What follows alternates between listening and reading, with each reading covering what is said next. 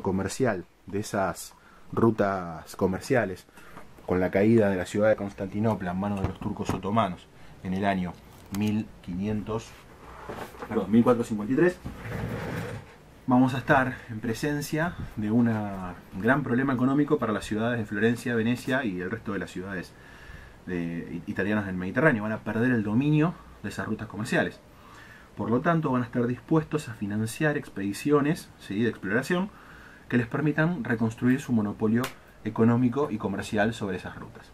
Ahí es donde entra el financiamiento de estas ciudades-estado para expediciones como por ejemplo la de Cristóbal Colón, ¿sí?, u otras en manos españolas y portuguesas previas.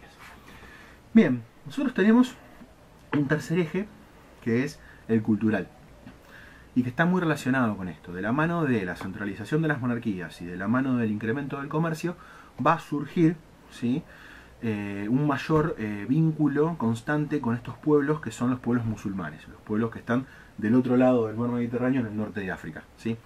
Los pueblos musulmanes fueron los pueblos que durante toda la Edad Media mantuvieron gran parte de los escritos, ¿sí?, de autores clásicos, ¿sí?, griegos y romanos, ¿sí?, como por ejemplo Tucídides, Platón, Sócrates, Aristóteles, Séneca, Cicerón, autores que tenían una mirada humanista, ¿sí?, y que durante el periodo de esplendor de la Iglesia Católica en la Baja Edad Media, o sea, en la Alta Edad Media, en los primeros años del feudalismo, habían quedado de lado, habían sido borrados y olvidados, ¿sí?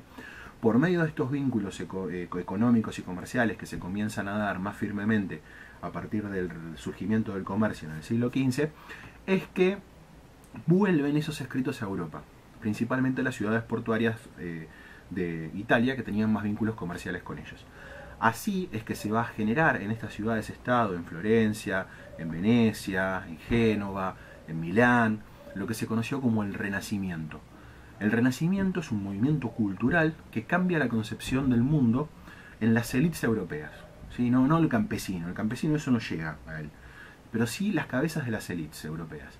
Las cabezas de las élites europeas tienen un renacimiento, ¿por qué? Porque lo que renace es ese valor antropocéntrico centrado en el hombre, ¿sí?, que había en el pensamiento clásico, dejando de lado, ¿sí?, no dejando de lado, empezando a coexistir y compitiendo con el pensamiento teocéntrico, o sea, centrado en la iglesia, centrado en Dios, que fue el que caracterizó a todo el periodo medieval.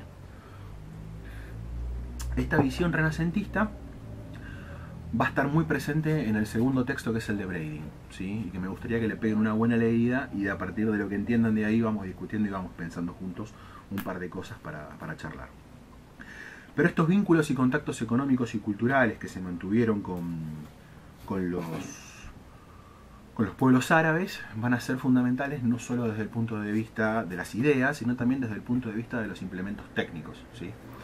La Europa medieval es una Europa que no se había atrevido a ir más allá de las costas, principalmente porque no disponía de los medios técnicos, ¿sí?, como para poder animarse a hacerlo.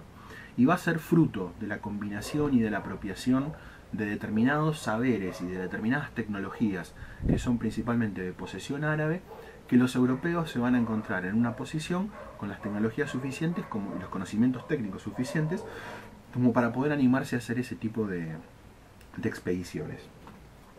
Por lo tanto, cuando hablamos de los medios técnicos, ¿sí?, experiencias prácticas, me refiero por ejemplo a la brújula.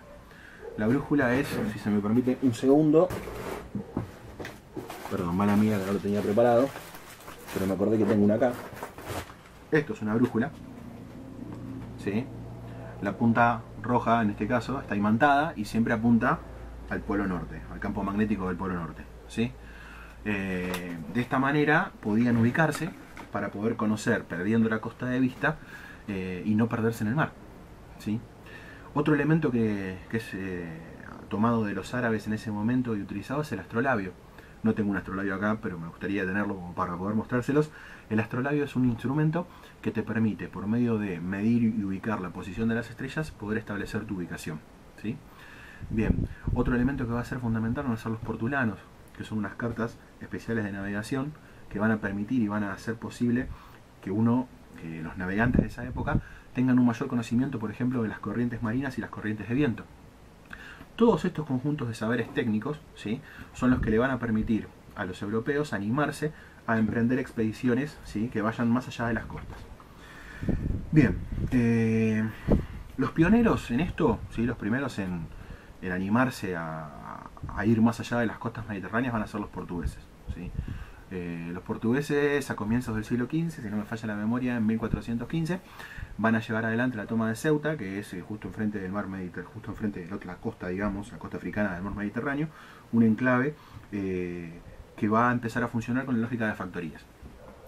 Es importante tener en cuenta esto, digo, la conquista o la ocupación del espacio por parte de los portugueses es por medio de las factorías, ¿sí? Las factorías son como fuertes, ¿sí?, que cumplen la función de ser un enclave fortificado para defender un lugar y para acopio de mercancías. A partir de ese enclave se produce un comercio con los pueblos de las zonas, obteniendo lo que se quiere a cambio de lo que se da. Generalmente se obtenían bienes de lujos para los europeos y principalmente se entregaban a cambio metales y armas, que eran las dos cosas que más les importaban a los africanos. Pero no había una conquista. Digo, el dominio político de la zona quedaba en manos de los pueblos originales, ¿sí?, los pueblos originarios. Este modelo de factorías va a ser el modelo que van a llevar adelante los europeos, principalmente los portugueses, en África y en el sudeste asiático, ¿sí? Nosotros vamos a ver que en el caso español, la semana que viene, en la próxima clase, vamos a ver cómo funciona el tema de la ocupación del espacio y el dominio de los pueblos en el caso de los españoles. Bien. En el caso español, ¿sí?, los españoles van a avanzar primero que nada para las Islas Canarias, que son las islitas que están acá, ¿sí?, las islitas que están acá en el noreste de África, y que les van a servir como enclaves del cual van a comenzar su expansión hacia otros lugares. Principalmente con el sur, digamos, para el sur se les va a complicar porque esos territorios estaban en manos de los portugueses, ¿sí?, y por medio de acuerdos con el papado habían quedado así. Por eso también es que la corona española va a darle luz verde al proyecto de Colón de ir no hacia el sur, sino hacia el oeste. ¿Correcto? Bien, para ir finalizando hacia el video no se hace eterno. Yo lo que quiero que observen, ¿sí?, es que vamos a tener dos textos, ¿sí? El primero de los textos es este. Es un textito, ¿sí?, ahí, bien, que se llama La conquista española y las colonias de América, ¿sí?, que es un texto escrito por Eliot y que forma parte de la compilación de escritos sobre historia de América Latina de Leslie Bethel. Es una compilación muy linda, muy copada, muy fácil para ser leída y que tiene como principal objetivo dar un panorama muy amplio de toda la historia latinoamericana. Yo elegí ese capítulo fundamentalmente porque es un buen capítulo de introducción, ¿sí?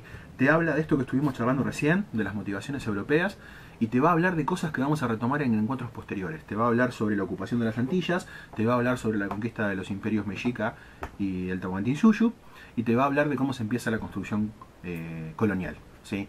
Por lo tanto, es un texto que es una base que te va a ir organizando lo que van a ser los temas que vamos a ir viendo en las próximas semanas, ¿sí? Yo les diría que lo lean en la misma clave que leyeron el de Woolf. Es un texto similar al de Woolf. Tiene mucho contenido, muchos datos, mucho texto, pero tiene la gran ventaja de que es bastante accesible en su forma de leerlo. Léanlo, fíjense que el texto está dividido en subtítulos, tiene mapitas, ¿sí? Vayan tratando de organizar la información. Yo se los muestro como si ustedes lo pudieran ver desde ahí, ¿no? A ver si se ve ahí. Fíjense, ven que tiene subtítulos. Bueno, cada uno de los subtítulos vayan leyéndolos, la información que está ahí, vayan tratando de relacionarla con ese subtítulo. Es un texto bastante ordenadito. Es un texto bastante descriptivo. Los que tuvieron conmigo en primer año, integración arial, sería un texto más explicativo que argumentativo, ¿sí? No van a encontrar la posición del autor muy fuertemente, ¿sí? Pero sí lo que van a encontrar es una narración bastante amena de un montón de hechos que vamos a ir retomando en las próximas clases, ¿sí? Fundamentalmente entonces, como tips, como para ir a buscar eso, fíjense cuáles fueron las diferentes estrategias, ¿sí?, que se dio la corona española y la corona portuguesa antes de avanzar sobre América, en la reconquista de los españoles y en la expansión lusitana o portuguesa por todo lo que vendría a ser África. Y segunda cosa que quiero que le den bastante atención, cuáles son los actores que intervienen, ¿sí? Porque uno dice los españoles, los portugueses. Los españoles y los portugueses, ¿sí?, ¿no tenían diferencias entre ellos? No entre españoles y portugueses, pero los españoles. ¿Todos tenían los mismos intereses?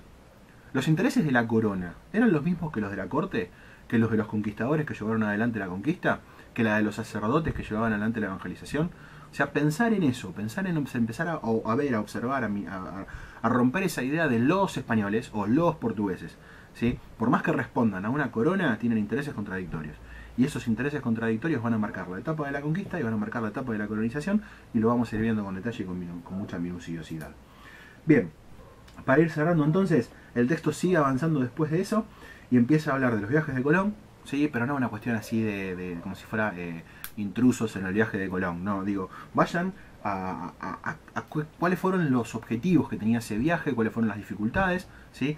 Y principalmente cómo se logra construir un orden colonial en la etapa, en Antillas, en la primera etapa, ¿sí? Lo que se conoció como el modelo de islas. Eso igual lo vamos a retomar la semana que viene.